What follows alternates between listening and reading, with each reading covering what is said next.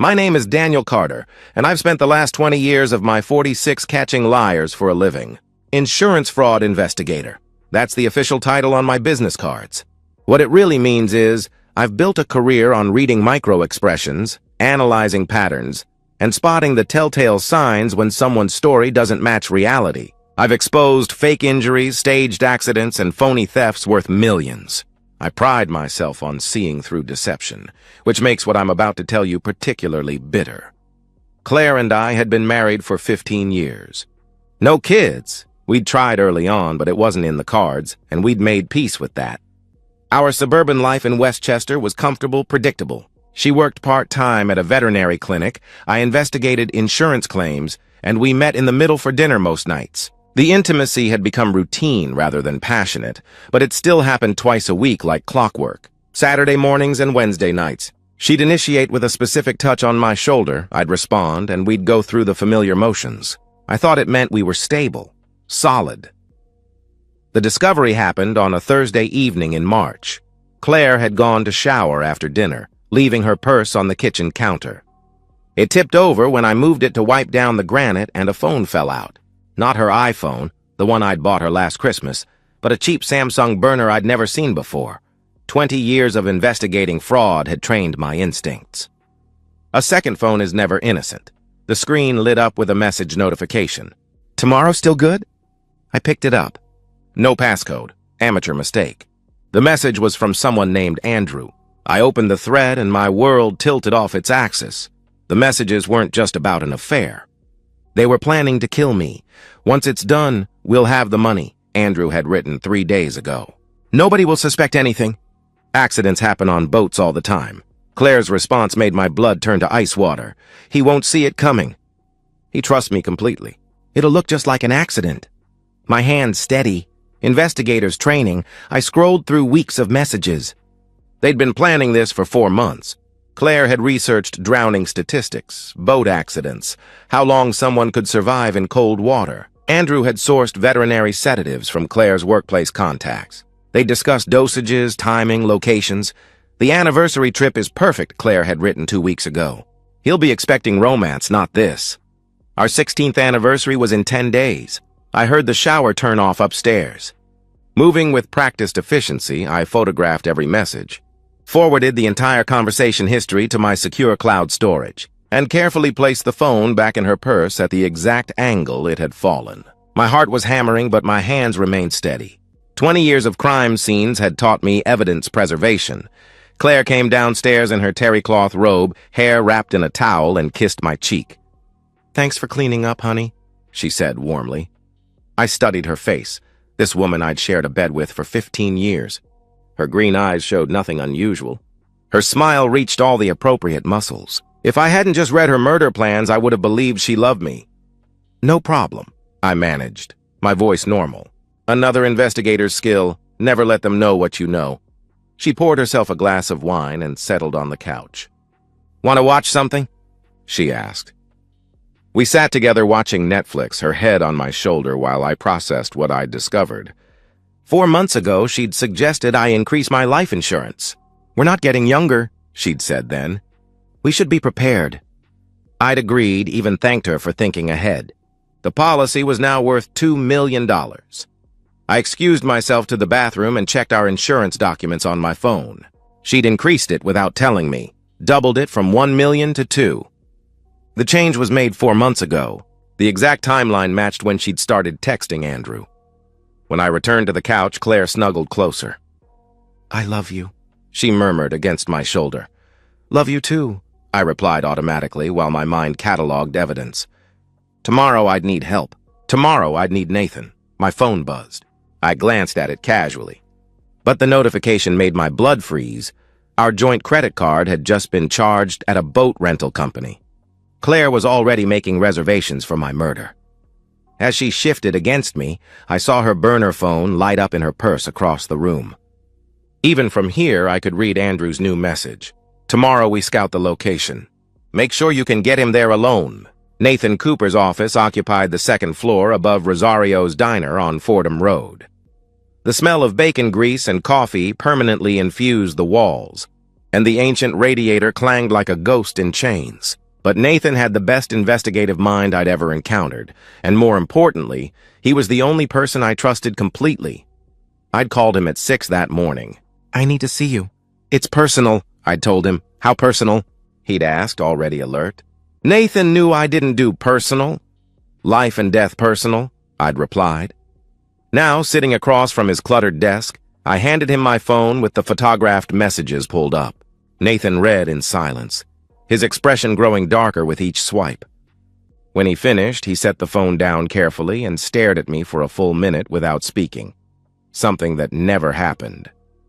Nathan always had words. "Jesus Christ, Daniel," he said finally. "Yeah," I responded. "Claire? You're Claire?" he asked, disbelief in his voice. "Apparently she's Andrew's Claire now," I replied grimly. Nathan rubbed his face with both hands. "We've investigated, 300 insurance murders between us? But when it's someone you know..." He trailed off, then snapped back into professional mode. "Okay, evidence first, emotions later. Walk me through everything." I laid it out chronologically. The burner phone discovery, the message history, the insurance policy changes, the boat rental. Nathan took notes on his legal pad, occasionally asking for clarification. When I mentioned the veterinary sedatives, he pulled up Claire's workplace on his computer. "Animal Emergency Clinic of Westchester," he read aloud. "They'd have ketamine, propofol, pentobarbital. Any of those could disorient you enough to stage a drowning." "She's been asking about my swimming lately," I remembered. "Suggested we take lessons together for exercise."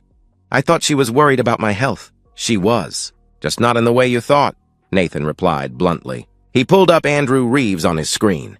"Handyman, boat mechanic, 2 arrests for fraud, currently 60 grand in debt to some very unfriendly people. Met your wife when?" "Last summer. He fixed our dock after that storm in July," I answered. "So she's been f***ing him for 8 months, planning to kill you for 4, Nathan stated with his usual directness. His bluntness was actually comforting, no pity, just facts. "The gambling debts explain his motivation." "What's hers?" I thought about our marriage, searching for signs I'd missed. Boredom, maybe? We'd become routine. Or maybe she never loved me at all, just waited for the right opportunity. "Doesn't matter now," Nathan said firmly. He pulled out a fresh legal pad. "We need a plan. First, documentation. You need cameras in your house, bedroom, kitchen, living room, audio recording in your car. Back up everything to multiple clouds." "Already ordered cameras for rush delivery," I replied. "Good. Second, we involve law enforcement," he continued. "Not yet," I said firmly.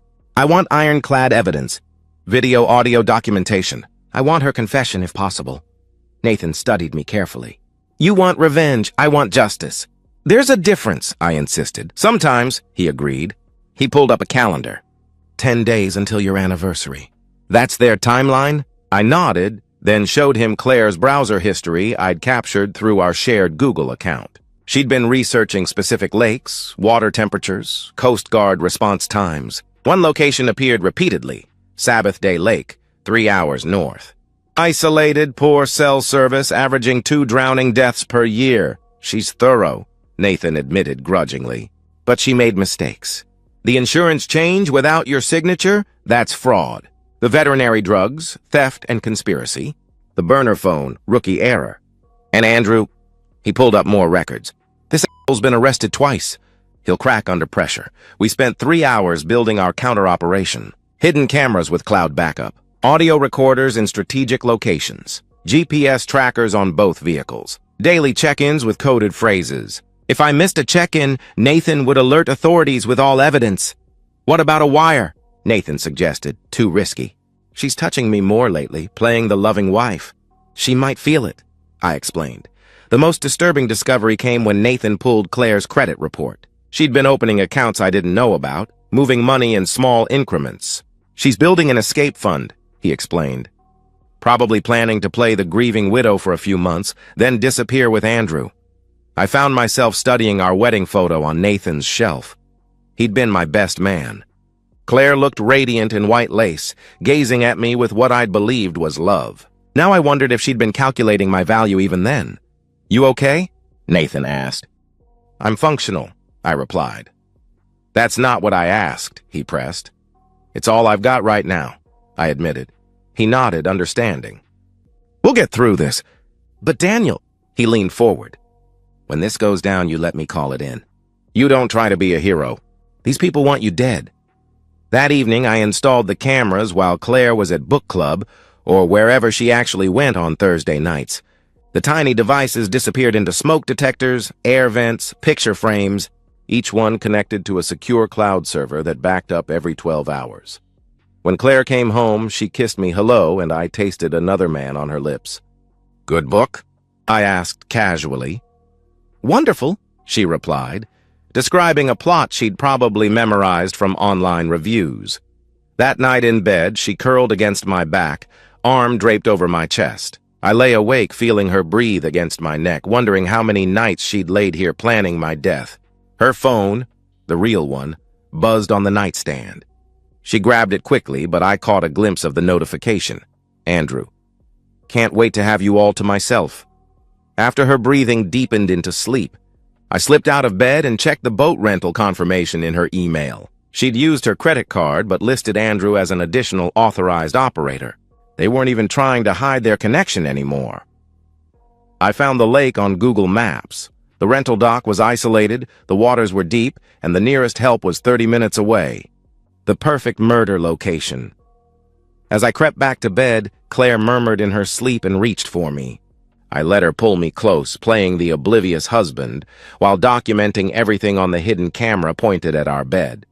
Every embrace was evidence. Every kiss was conspiracy. Tomorrow, she'd probably suggest the anniversary trip herself, playing the devoted wife, planning a romantic getaway. And I'd say yes, grateful and unsuspecting, while my hidden camera recorded her performance. Nathan texted me at 3 a.m. Traced the sedatives. Claire's friend at the clinic reported a theft 2 weeks ago but didn't name suspects. The timing matches.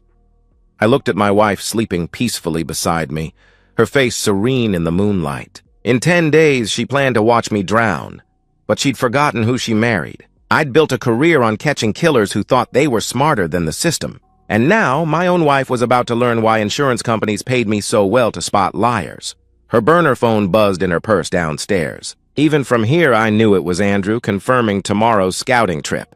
They were moving forward with their plans, so was I. Claire announced our anniversary trip over breakfast 6 days before the date. Her timing theatrical and perfectly planned. She'd made my favorite omelet, fresh coffee, even put flowers on the table, staging the scene for her loving wife performance. I've been thinking about our anniversary, she said, touching my hand across the table. Remember when we used to go fishing when we first dated? Just the two of us on the water? Of course, I replied. Those early trips had been genuine before whatever poison had infected her heart.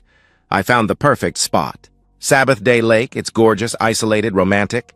I've already talked to the rental company about a boat. We could make a long weekend of it, she continued, her green eyes sparkling with false enthusiasm. What do you think? Sounds perfect, I said, squeezing her hand while my hidden camera captured everything. You're amazing for planning this. She beamed, and if I hadn't known better, I'd have believed her joy was real. I want it to be special. 16 years is worth celebrating, she declared. That afternoon, while Claire was supposedly at work, I watched her on our security system as she returned home early. She went straight to our bedroom closet and pulled out a waterproof bag I'd never seen before. Inside were rope, zip ties, and what looked like anchor weights. She photographed everything with her burner phone, probably sending Andrew proof she was prepared. The hidden microphone picked up her phone conversation clearly. Yes, I have everything, she said into the phone. The sedatives are in a sealed bottle. They'll look like his heart medication. No, he won't suspect anything. He thinks I'm planning a romantic weekend. The insurance company already confirmed the payout timeline. Accidental death pays double. My stomach churned as she practiced her future widow voice. He just fell in. I tried to grab him, but he went under so fast. By the time I got the life ring, she actually practiced crying, timing how long it took to sound hysterical but coherent. That evening, she was extra affectionate, sitting on my lap while we watched TV, running her fingers through my hair. I love you so much, she whispered. I want this anniversary to be unforgettable. It will be, I promised, meaning it differently than she did. Over the next 3 days, I documented everything. Claire's research history showed she'd studied hypothermia, drowning physiology, and water rescue statistics. She'd learned that most drowning victims sink immediately if their lungs fill with water, making recovery difficult. She'd researched whether bodies float or sink in fresh water versus salt water. Nathan helped me prepare countermeasures. I practiced holding my breath, bought a concealed flotation device that looked like a regular belt, and memorized the lake's depth charts. Most importantly, we arranged for Nathan to alert authorities at specific checkpoints. If I missed any signal, the police would converge on the lake within minutes. 2 nights before the trip, I found Claire in the garage with our cooler, carefully placing beer bottles in a specific arrangement. She'd marked one bottle with a tiny dot of nail polish, almost invisible unless you were looking for it. That would be the drugged one, meant for me. She'd also purchased a new first aid kit, prominently displayed in our supplies. But I'd watched her on camera, removing the emergency GPS beacon and replacing the emergency flares with expired ones. She was eliminating any chance of quick rescue. The psychological torture of sleeping beside her became unbearable. She'd initiate sex with unusual passion, and I'd reciprocate while knowing she was essentially f***ing a man she planned to murder. During one encounter, she whispered, "I want to remember everything about you." A comment that would sound romantic to anyone who didn't know she was creating final memories before my death. Her performance extended to social media. She posted throwback photos of us with captions about feeling blessed and can't wait for our anniversary adventure. She was establishing her devoted wife persona for the investigation that would follow my death. I discovered she'd been texting Andrew from her burner throughout each day, coordinating details. He'd be at the lake in a separate boat, positioned to ensure I went under and stayed under. They'd rehearsed their stories. Andrew was just another fisherman who'd tried to help when he heard Claire screaming. Their planned statements were word-perfect, designed to corroborate each other. The worst moment came when I overheard her on the phone with her mother. "Daniel and I are stronger than ever," she said. "This anniversary trip is going to bring us even closer together." Her mother's response was audible through the phone. "You're so lucky to have found true love."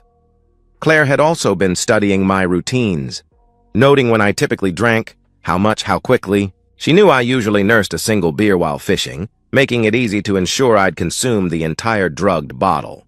She'd tested the sedative on our neighbor's dog, claiming to dog sit, timing how long it took to disorient the animal. Nathan called with disturbing news. "Andrew's been shopping.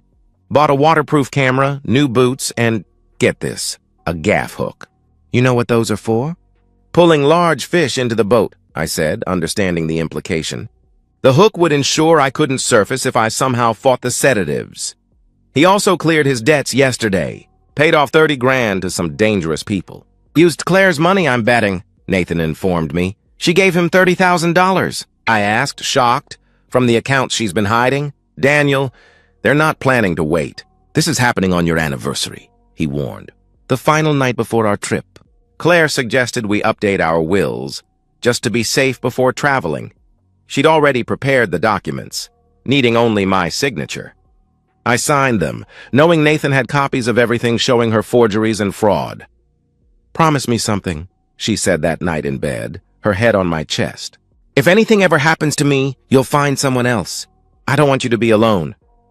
"Nothing's going to happen to you," I said, fighting nausea at her performance. "But if it did, promise me you'd move on." "Find happiness," she pressed. "I promise," I lied, knowing she was projecting. Imagining her own future with Andrew after my death, she fell asleep holding me tighter than she had in years.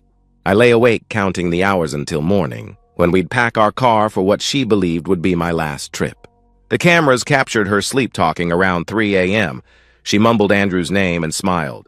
I checked my phone one last time. Andrew had sent his final message to Claire's burner. "Weather's perfect tomorrow. It's time." Claire had responded with a heart emoji. Tomorrow she'd dress in the new outfit she'd hidden in the closet, something photogenic for the grieving widow photos that would follow. She'd pack our lunch with loving care, ensuring my drugged beer was perfectly positioned. She'd kiss me goodbye to our house, knowing I'd never return. But she'd underestimated the man she'd married. 20 years of investigating murders had taught me one thing: killers. always make mistakes when they think they're smarter than their victims. And Claire's biggest mistake was forgetting that I'd built a career on seeing through lies, especially the ones told by people who claim to love their victims. The morning of our anniversary dawned crisp and cloudless, murderer's weather as Claire had planned. She woke me with unusual tenderness, kissing my forehead and whispering, "Happy anniversary, my love." Her performance was flawless, down to the tears in her eyes that might have been real. Tears for the life she was about to destroy. She'd dressed carefully in jeans and the red flannel shirt I'd bought her years ago, playing the nostalgic wife. But I noticed the new waterproof boots, the expensive sunglasses that would hide her expressions, and the way she'd braided her hair tight, practical for what she expected to be a physically demanding day. "I packed everything last night," she said, bustling around our bedroom. "Your favorite sandwiches, those craft beers you like, and I even found your lucky fishing hat." The hat was a nice touch, something a grieving widow would mention to police. He was wearing his lucky hat. He loved that old thing. We loaded the SUV together, Claire directing the placement of every item. The cooler went in a specific spot where she could easily reach the marked beer. She'd positioned the first aid kit prominently in the back, the one with the disabled GPS beacon and expired flares. Everything was choreographed. "You seem excited," I said, playing my role. "I am. Aren't you?" 16 years, Daniel. We've built something beautiful together, she replied enthusiastically. The 3-hour drive north passed in surreal normalcy. Claire controlled the playlist, choosing songs from our dating years. She reached over frequently to touch my hand or my thigh, maintaining physical connection. At one point, she actually cried, genuine tears, while our wedding song played. "What's wrong?" I asked. "Nothing. I'm just emotional. Thinking about how much I love you," she replied, wiping her eyes. The truth was probably more complex. Some part of her might have genuinely loved me once, or loved the idea of me, the stable husband, the good provider, the unsuspecting victim. Sociopaths often experience real emotions, just not empathy for their victims. We stopped for gas 90 minutes in, and Claire insisted on paying inside while I pumped. Through the window, I watched her buy lottery scratchers, already spending my life insurance in her mind. She also made a call on her burner phone, probably confirming with Andrew that we were on schedule. Sabbath Day Lake appeared through the trees like a postcard, crystalline water surrounded by pine forests, deceptively peaceful. The rental dock was exactly as isolated as Claire had planned. No other customers, minimal staff, poor cell service. She'd timed our arrival for the lunch break when only one teenage employee would be working. Mr. and Mrs. Carter, the kid, maybe 17, greeted us enthusiastically. "Your boat's all ready. Mrs. Carter, you asked about the deep fishing spots?" He pulled out a marked map. "The best bays are here about 2 miles out. Gets about 40 feet deep, really isolated.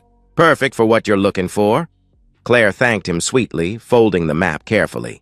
She'd already known exactly where the deep water was. She'd been studying this lake for months. But she needed the employee to remember suggesting the location. We loaded our gear onto a modest fishing boat, Claire insisting on carrying the cooler herself.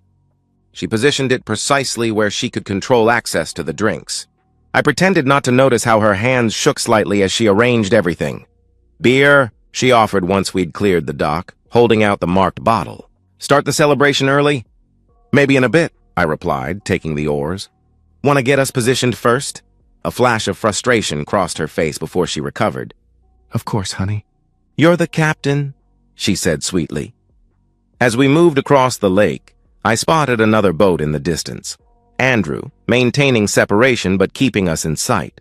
Claire didn't look directly at him, but I caught her checking that direction repeatedly.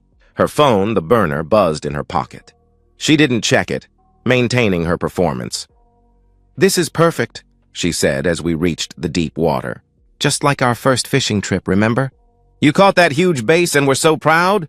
"I remember," I replied. I also remembered that she'd seemed genuinely happy then, laughing at my excitement. When had that woman disappeared? Or had she never existed? "Beer now?" she offered again, more insistent. I accepted the bottle, examining it while pretending to watch my fishing line. The tiny nail polish mark was barely visible. "Thanks, babe," I said. I took a small sip, then set it in the holder beside me. Claire watched intently, trying to look casual. "Not thirsty?" she asked, savoring it. "This is nice beer," I replied. Andrew's boat had moved closer, maybe 300 yards away. Close enough to respond quickly, but far enough to seem unconnected. I saw him checking something, probably the waterproof camera he'd bought to document my drowning for their protection. Claire handed me a sandwich, watching me eat while barely touching her own food. She kept glancing at the beer, calculating how much I'd consumed. I took another small sip, then secretly poured some overboard when she was distracted by rigging her fishing rod. "You know what I love about you?" she said suddenly. "What's that?" I asked. "You trust me completely. After all these years, you still trust me," she said, moving closer. The irony was so thick I nearly choked. "Of course I trust you." "You're my wife," I replied. She moved closer, sitting beside me on the bench. "I need you to know something. Whatever happens, I've loved our life together." "Whatever happens? You planning on going somewhere?" I asked suspiciously. Her laugh was forced. "No, I just mean, life is unpredictable. We should appreciate what we have." Andrew's boat engine started. He was repositioning, moving to cut off any escape route to shore. They must have agreed on a signal. Probably Claire would stand up or wave when I was sufficiently drugged. I took another pretend sip of beer, then let my movements become slightly sluggish. "Feel a little dizzy," I said. "Maybe the sun." Claire's entire body tensed with anticipation. "Maybe you should slow down on the beer," she suggested, trying to sound concerned. "Yeah, maybe." I stood up carefully, swaying slightly. "Think I need some water. I'll get it." She practically leaped for the cooler, then caught herself, moving more naturally. She handed me a water bottle, sealed, safe, and watched me drink. "Better?" she asked. "A little," I replied. I sat back down heavily, letting my eyes unfocus slightly. She checked her phone openly now, the real one. "No service out here," she said, establishing that fact for later. Then she stood up, stretching her arms above her head, the signal to Andrew. His boat roared to life, heading directly toward us. But something was wrong. He was coming too fast, too directly. This wasn't the plan they'd rehearsed. "Who's that?" I asked, playing confused. Claire's face went white. He's coming really fast," she stammered. Andrew's boat was 50 yards away when I realized what was happening. He'd gotten impatient or nervous. Instead of waiting for me to be fully incapacitated, he was improvising. His boat slammed into ours with a crushing impact that sent Claire tumbling forward. "What the f***?" she screamed, genuine rage breaking through her performance. Andrew pulled alongside, and I got my first good look at my would-be killer. Younger than I'd expected, maybe 35, with the desperate eyes of a gambling addict. He was already drunk. I could smell the bourbon from 10 feet away. "Is he out?" he demanded, looking at me. "Not yet!" Claire hissed. "You're early. This isn't—" Plans changed. His friend's been asking questions downtown. "We do this now," Andrew interrupted. He climbed into our boat, making it rock dangerously. He was bigger than I'd expected, maybe 6'2" and solid. I let my head loll, playing semi-conscious while keeping my muscles ready. The concealed flotation device around my waist gave me confidence. Even if they got me in the water, I wouldn't sink. "Daniel?" Claire touched my shoulder, testing my response. I didn't react. "He's out enough," Andrew said impatiently. "Let's do this." But his drunk confidence made him careless. As he stepped toward me, his foot caught on the cooler. He stumbled, arms windmilling for balance. The boat's railing, the one I'd noticed was rotting during my preparation, gave way under his weight with a splintering crack. Andrew plunged backward into the lake with a tremendous splash, the weight of his boots and heavy jacket immediately pulling him down. He surfaced once, gasping and flailing. "Andrew!" Claire screamed, using his name, the mistake that would doom her. She threw him the life ring, but her panic made her clumsy. The rope tangled in her hands as Andrew went under again. He surfaced further away, already exhausted from fighting the weight of his waterlogged clothes. I made a split-second decision that would define everything. Instead of helping, I grabbed my phone, the one with the good GPS that actually worked, and called 911. "Emergency! Someone's drowning at Sabbath Day Lake. 2 miles northwest of the dock. Hurry!" I shouted into the phone. Claire was sobbing, screaming Andrew's name repeatedly as she tried to throw the ring again. But Andrew had gone under and hadn't resurfaced. The water where he'd been was still, just ripples spreading outward. "No, no, no!" Claire dove toward the edge, but I grabbed her. You can't swim in those boots. You'll drown too, I said firmly. She fought me viciously, clawing and screaming. Let me go!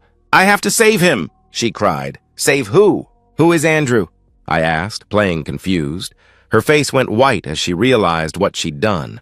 She'd been screaming her lover's name while her husband, who supposedly didn't know Andrew existed, watched her fall apart over a stranger's death. The Coast Guard arrived in 12 minutes, but Andrew had been under for 15. They pulled his body from 40 feet of water while Claire collapsed in hysterics.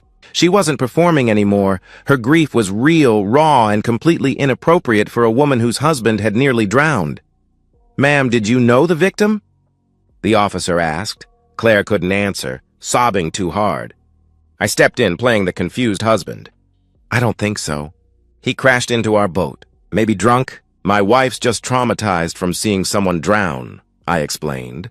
The officer looked between us, noting Claire's excessive grief. Sir, are you injured? Your wife seems very upset. I'm okay. Just shaken up.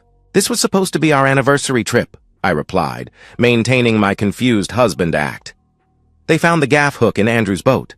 They found the waterproof camera. They found bourbon bottles and gambling receipts. Everything pointed to a drunk boater causing a fatal accident, except for Claire's reaction.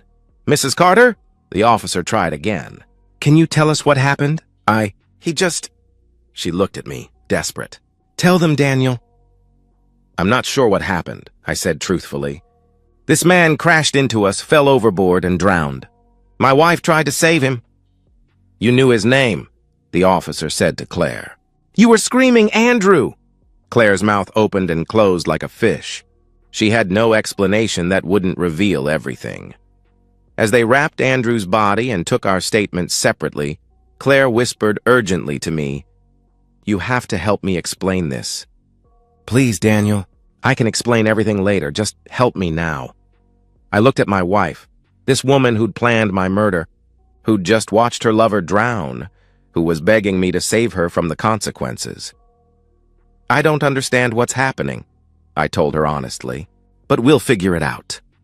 She grabbed my hand desperately, not knowing I was recording everything, that her whispered thank you would later become evidence of consciousness of guilt. The marked beer bottle bobbed in the lake, its poisoned contents diluting into 40 feet of water. The murder weapon had become just another piece of floating trash, like the plans Claire and Andrew had made. But Claire's tears were real. For the first time in months, maybe years, Claire was feeling genuine emotion. It just happened to be grief for the wrong man. I gave Claire exactly 24 hours to construct her story. She spent them pacing our house like a caged animal, alternating between hysteria and calculated plotting. She'd tried to explain Andrew's presence as coincidence, but her grief kept breaking through. The raw, ugly grief of a woman who'd lost her lover, not the shocked sympathy of someone who'd witnessed a stranger's death. You have to back me up, she said for the dozenth time, standing in our kitchen at 2 a.m. Tell them I was confused, that I must have heard his name from the Coast Guard. The Coast Guard didn't know his name until they pulled his wallet from his body, I reminded her. Then I don't know. Maybe he said it before he fell, she suggested desperately. While he was drowning? I asked. She slammed her hand on the counter. Stop picking apart everything I say. Just help me, she demanded. I maintained my confused husband act while my hidden cameras captured everything. She was unraveling, making mistakes with every word. The calculating woman who'd planned my murder for 4 months was gone, replaced by desperate panic. Detective Rivera arrived at our house the next evening. 20 years on the force, most of it investigating homicides, she had the kind of eyes that had seen every variation of human evil. She sat in our living room with a recorder and notepad studying us both. Mrs. Carter, I need to understand your relationship with Andrew Reeves, she said directly. There was no relationship, Claire said too quickly. I didn't know him. Yet you screamed his name repeatedly while he drowned. The Coast Guard recorded everything, Rivera pointed out. Claire's hands twisted in her lap. I must have been confused. The trauma, your husband says you knew his name before anyone identified him, Rivera interrupted. Claire shot me a betrayed look. I shrugged helplessly, maintaining my facade of confusion. Detective Rivera turned to me. Mr. Carter, has your wife been acting unusual lately? This was my moment. I let hesitation play across my face, then spoke carefully. Actually, yes, she's been secretive with her phone. Our insurance policy was changed without my knowledge, and she planned this anniversary trip to a very isolated location. Daniel, Claire gasped. I'm just answering her questions, honey. I'm sure there's an explanation, I replied, maintaining my confused husband act. Rivera made notes. Mr. Carter, you're an insurance investigator, correct? Yes, 20 years, I confirmed. So you'd recognize signs of unusual behavior? She pressed. I'd like to think so, but apparently I missed something significant if my wife knew the man who died, I admitted. The detective studied us both, then made a decision. Mr. Carter, I'd like to speak with you privately. Mrs. Carter, please wait in the kitchen. Claire stood on shaking legs. This is insane. My husband nearly drowned. No, Rivera interrupted. Your husband was never in the water, but Andrew Reeves was, and you knew him well enough to scream his name while he died. After Claire left, Rivera leaned forward. Mr. Carter, I think you know more than you're saying. In my experience, insurance investigators don't miss details. So either you're the least observant investigator I've met, or you're holding back. I let my shoulders slump, playing the reluctant husband perfectly. I didn't want to believe it. Believe what? She asked. That something was wrong, but I pulled out my phone. I found something yesterday. After we got home from the lake, I showed her a screenshot of Claire's insurance policy change, the one she'd made without my knowledge. Rivera studied it carefully. She doubled your life insurance 4 months ago? Rivera asked, without telling me. And there's more, I replied. I hesitated as if struggling with loyalty. I'm an investigator, detective. After yesterday, I started investigating. I found a second phone. Rivera's eyes sharpened. Where is this phone? Hidden in her car. I didn't touch it. Didn't want to contaminate evidence. But I saw messages on the screen, I explained. I'll need to see that phone immediately, she said firmly. We went to the garage where Claire's Lexus was parked. The burner phone was tucked under the passenger seat where I'd watched her hide it on camera. Rivera photographed its position, then pulled it out with gloved hands. The screen lit up with 17 missed calls from Andrew's number and dozens of unread texts. The final message, sent minutes before his death, read, "On my way. Make sure he drinks it all." Jesus Christ, Rivera muttered. She looked at me with something like sympathy. Mr. Carter, I think you should see this. She scrolled through weeks of messages between Claire and Andrew, their murder plot laid out in digital detail. I acted shocked, horrified, devastated. All the emotions I'd already processed days ago. They were going to kill me? I asked, feigning disbelief. It appears so. Mr. Carter, I need you to come to the station. We need a full statement, and I need to secure your house as a crime scene, Rivera explained. Crime scene? I asked. Your wife and Andrew Reeves conspired to murder you. The fact that he died during the attempt doesn't change that. We'll be charging your wife with attempted murder, conspiracy, and potentially felony murder for Andrew's death, she informed me. When we returned to the house, Claire was on her phone in the kitchen. She hung up quickly when she saw us. Mrs. Carter, Rivera said formally, I need you to come with me. Why? I haven't done anything wrong, Claire protested. Rivera held up the burner phone in an evidence bag. This phone contains extensive evidence of a conspiracy to murder your husband. You're under arrest for attempted murder, conspiracy to commit murder, and insurance fraud. Claire's face went through a spectrum of colors. White, red, then ghostly pale again. Daniel, tell her! Tell her this is a mistake! She pleaded. I stood silent, letting her see the knowledge in my eyes. You knew, she whispered. You knew the whole time. I'm an investigator, Claire. It's what I do, I replied calmly. The mask finally dropped completely. Her face twisted with rage. You son of a bitch. You let Andrew die! I called for help immediately.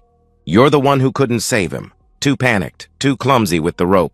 Almost like you'd never actually practiced the rescue you claimed you'd rehearsed, I pointed out. Rivera placed Claire in handcuffs while reading her rights. Claire wasn't listening. She was staring at me with pure hatred. 15 years, she spat.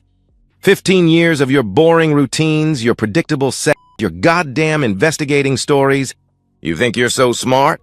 Andrew was twice the man you are. Andrew's dead, I reminded her. Because you two got sloppy. Drinking before a murder? Coming too early? Using a burner phone with no password? Amateur hour, Claire. She lunged at me, but Rivera held her back. Mrs. Carter, you're making this worse. As they led her out, Claire turned back one last time. You'll never find anyone who loved you like I did. Your version of love included murdering me for money. I'll take my chances, I replied. At the station, I provided Rivera with everything. The hidden camera footage, the audio recordings, the documentation of Claire's research and planning. The evidence was overwhelming and undeniable. The most damning piece was the video from our kitchen the morning of the trip. Claire carefully marking the beer bottle with nail polish, placing it specifically in the cooler, her voice clear on the audio. This is the one. Make sure he drinks this exact bottle. You've been building this case for days, Rivera observed. Why didn't you come to us immediately? Would you have believed me? A wife planning to murder her husband for insurance? Without evidence, it's just paranoia. I needed proof, I explained. You could have died, she pointed out. I'm an investigator. I know how to protect myself. And I had backup, I replied. I gave her Nathan's contact information. He was monitoring everything. If I'd missed a check-in, you would have gotten all of this automatically. Rivera reviewed the evidence for hours, occasionally asking for clarification. The scope of Claire's betrayal became clearer with each document. She'd been siphoning money for months, building her escape fund. She'd researched new identities, looking into how to disappear after collecting the insurance payout. She'd even joined online widow support groups to practice her grieving persona. The veterinary sedatives, Rivera said, reading a report. She stole them from her workplace? Her friend at the clinic reported them missing but didn't name suspects. Check the dates. It matches when Claire was last there, helping out, I confirmed. Nathan arrived at the station with additional evidence he'd gathered, Andrew's financial records showing Claire's payments, surveillance footage from the marina showing Andrew scouting the location days earlier, even recordings from Andrew's phone that he'd backed up to the cloud. Your wife was thorough, Rivera admitted, but not thorough enough. She left a digital trail a mile wide. The district attorney arrived to review the case. After 3 hours of examination, she made her decision. Claire would be charged with attempted murder in the first degree, conspiracy to commit murder, insurance fraud, and felony murder for Andrew's death.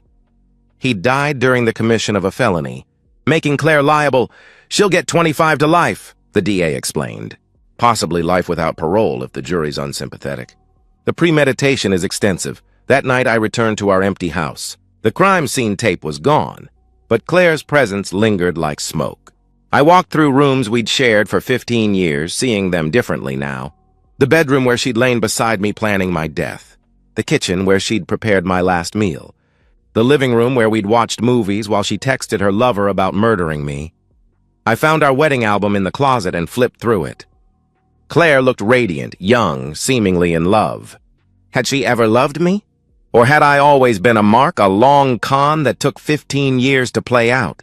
Nathan came by with beer, safe beer, and we sat on my deck overlooking the yard where Claire had practiced her grieving widow performance. How you holding up?